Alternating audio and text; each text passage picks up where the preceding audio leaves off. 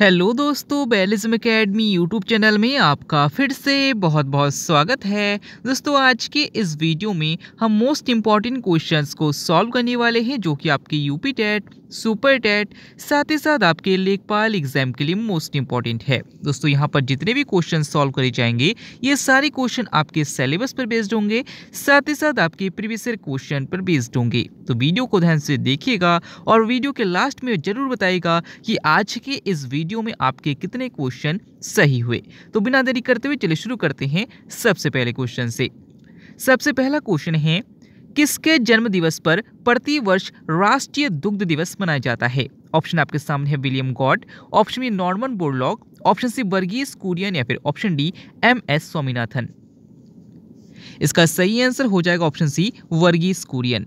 दोस्तों, याद रखिएगा कि प्रति वर्ष राष्ट्रीय दुग्ध दिवस 26 नवंबर को मनाया जाता है और ये श्वेत क्रांति के जनक वर्गीस कुरियन के जन्म दिवस पर मनाया जाता है। अगर आपसे पूछा जाता है कि हरित क्रांति शब्द का प्रयोग सर्वप्रथम किसके द्वारा किया गया था, तो याद रखिएगा विलियम गॉड के द्वारा किया गया था। अगर आपसे पूछा जाता है कि विश्व के संदर्भ में हरित क्रांति का जन्मदाता किसे माना जाता है, तो नॉर्मन बोरलॉग को माना जाता है। और अगर आपसे पूछा जाता है कि भारत में हरित क्रांति का जनक किसे माना जाता है, तो MS स्वामीनाथन को माना जाता है। अगला क्वेश्चन, धान के खेत में किसकी उपस्थिति होती है? ऑप्शन आपके सामने methane, option B chloroform, option C butane या फिर ऑप्शन डी ऑक्टेन। इसका सही आंसर हो जाएगा ऑप्शन ए मीथेन। तो याद रखिएगा कि जानवर की जुगाली से भी मीथेन गैस निकलती है और धान के खेत से भी मीथेन गैस निकलती है। अगर आपसे पूछा जाता है कि दलदली भूमि में कौन सी गैस निकलती है, तो याद रखिएगा मीथेन गैस निकलती है। अगला क्वेश्चन, बादामी क्रांति का संबंध किससे है? ऑप्शन आपके सामने उर्वरक उत्पादन, ऑप्शन बी मसाला उत्पादन, ऑप्शन सी मत्स्य उत्पादन या फिर ऑप्शन डी पेट्रोलियम उत्पादन। इसका सही आंसर हो जाएगा ऑप्शन बी मसाला उत्पादन। तो याद रखिएगा कि बादामी क्रांति का संबंध मसाला उत्पादन से है, भूरी क्रांति का संबंध उर्वरक उत्पादन से है, नीली क्रांति का संबंध मत्स्य उत्पादन से है और काली क्रांति यानी कि कृष्ण क्रांति का संबंध पेट्रोलियम उत्पादन से है। अगला क्वेश्चन, पारादीप बंदरगाह कहाँ स्थित है? ऑप्शन आपके सामने Kerala, option B Orissa, option C Maharashtra या फिर ऑप्शन डी गुजरात। इसका सही आंसर हो जाएगा ऑप्शन बी उड़ीसा। तो याद रखिएगा कि पारादीप बंदरगाह जो है वो उड़ीसा में है। अगर आपसे पूछा जाता है कि पंडित दीनदयाल उपाध्याय बंदरगाह कहाँ पर है, तो याद रखिएगा गुजरात में है। अगला क्वेश्चन, पहली बार जातीय आधारित जनगणना कब की गई? ऑप्शन आपके सामने 1921, ऑप्शन बी 1951, ऑप्शन सी 1931 या फिर ऑप्शन डी 1972। इसका सही आंसर हो जाएगा ऑप्शन सी 1931। दोस्तों, याद रखिएगा कि पहली बार जातीय आधारित जनगणना जो की गई थी वो 1931 में की गई थी। अगर आपसे पूछा जाता है कि जनसंख्या का महाविभाजक वर्ष किसे कहा जाता है, तो 1921 को कहा जाता है। और अगर आपसे पूछा जाता है कि जनसंख्या का लघु विभाजक वर्ष किसे कहा जाता है, तो 1951 को कहा जाता है। अगला क्वेश्चन, महाराष्ट्र में गणपति उत्सव प्रारंभ करने का श्रेय किसको जाता है? ऑप्शन आपके सामने Bhagat Singh, option B Lala Lajpat Rai, option C Mahatma Gandhi या फिर ऑप्शन डी बाल गंगाधर तिलक।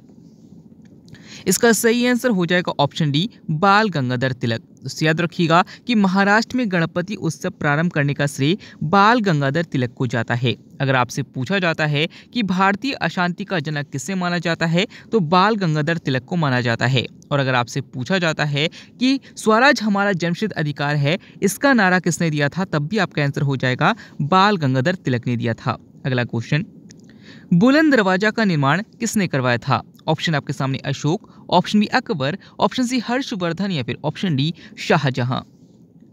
इसका सही आंसर हो जाएगा ऑप्शन बी अकबर। तो याद रखिएगा कि अकबर ने ही बुलंद दरवाजा का निर्माण गुजरात विजय के बाद करवाया था। तो अगर आपसे पूछा जाता है कि कहाँ के विजय के बाद अकबर ने बुलंद दरवाजा का निर्माण कराया था, तो याद रखिएगा गुजरात विजय के बाद करवाया था। अगला क्वेश्चन, भारतीय विज्ञान कांग्रेस की स्थापना किसने की थी? ऑप्शन आपके सामने हैं वारिंद्र कुमार घोष, ऑप्शन बी महेंद्र लाल सरकार, ऑप्शन सी बंकिम चंद्र चट्टोपाध्याय या फिर ऑप्शन डी श्यामजी कृष्ण वर्मा।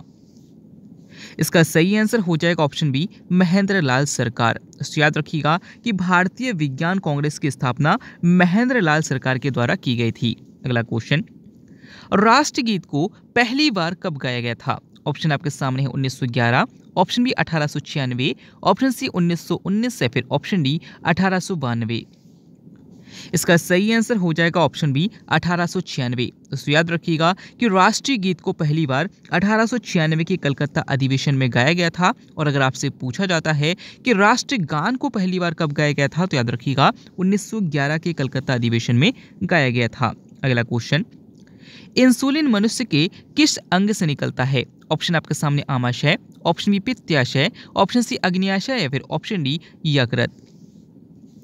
इसका सही आंसर हो जाएगा ऑप्शन सी अग्न्याशय। तो याद रखिएगा कि इंसुलिन मनुष्य के अग्न्याशय ग्रंथि से निकलता है। अगर आपसे पूछा जाता है कि मानव शरीर की सबसे बड़ी ग्रंथि कौन सी है, तो यकृत है। और अगर आपसे पूछा जाता है कि दूसरी सबसे बड़ी ग्रंथि कौन सी है, तो अग्न्याशय है।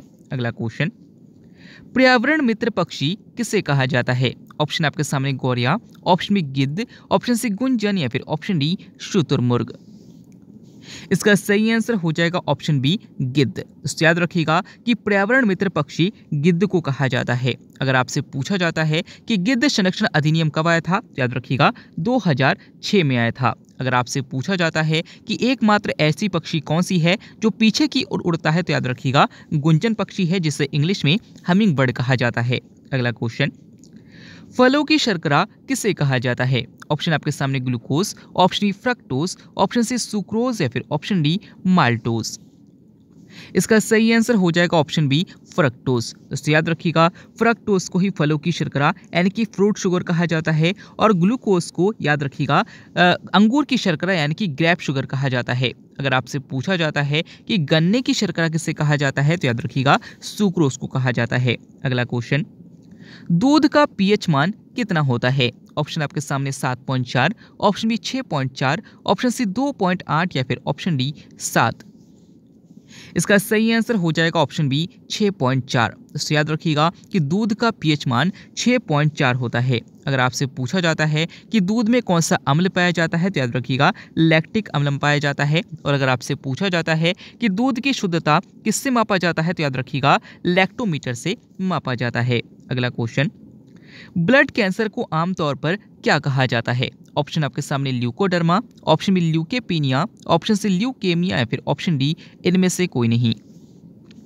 इसका सही आंसर हो जाएगा ऑप्शन सी ल्यूकेमिया। तो याद रखिएगा कि जब हमारी बॉडी में WBC यानी कि श्वेत रुधिर कणिकाओं की मात्रा बढ़ जाती है, तो उसे ल्यूकेमिया कहा जाता है और इसी को ब्लड कैंसर के नाम से जाना जाता है। अगला क्वेश्चन, उत्परिवर्तन का सिद्धांत किसने दिया था? ऑप्शन आपके सामने Mendel, option B Charles Darwin, option C Lamarck या फिर option D Hugo de bridge.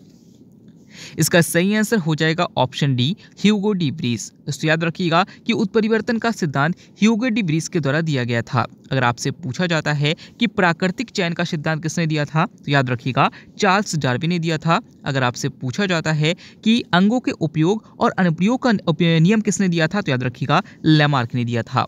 अगला क्वेश्चन, कौन से त्योहार में नौका दौड़ का आयोजन किया जाता है? ऑप्शन आपके सामने Onam, option B Pongal, option C Navroz या फिर ऑप्शन डी पुष्कर। इसका सही आंसर हो जाएगा ऑप्शन ए ओणम। तो याद रखिएगा कि ओणम उत्सव जो मनाया जाता है वो केरल में मनाया जाता है और इसी में नौका दौड़ का आयोजन किया जाता है। याद रखिएगा कि पोंगल त्योहार तमिलनाडु में मनाया जाता है, नवरोज पर्व पारसियों द्वारा मनाया जाता है और पुष्कर मेला अजमेर राजस्थान में लगता है। अगला क्वेश्चन, काकोरी कांड के नायक कौन थे? ऑप्शन आपके सामने Bhagat Singh, option B Ram Prasad Bismil, option C Chandrashekhar Azad या फिर ऑप्शन डी इनमें से कोई नहीं।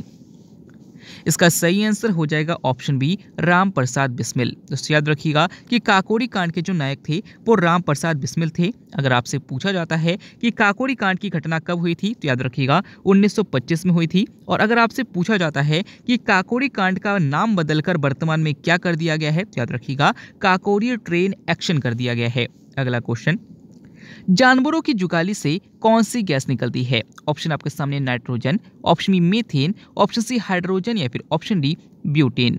दोस्तों इस क्वेश्चन का आंसर आपको कमेंट की तरह बताना है।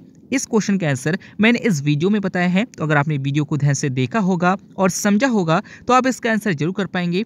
वीडियो अच्छा लगा तो वीडियो को लाइक कीजिएगा, चैनल को सब्सक्राइब कीजिएगा, अपने दोस्तों को शेयर कीजिएगा। मिलते हैं अगले वीडियो में, तब तक के लिए देखते रहिए, सीखते रहिए।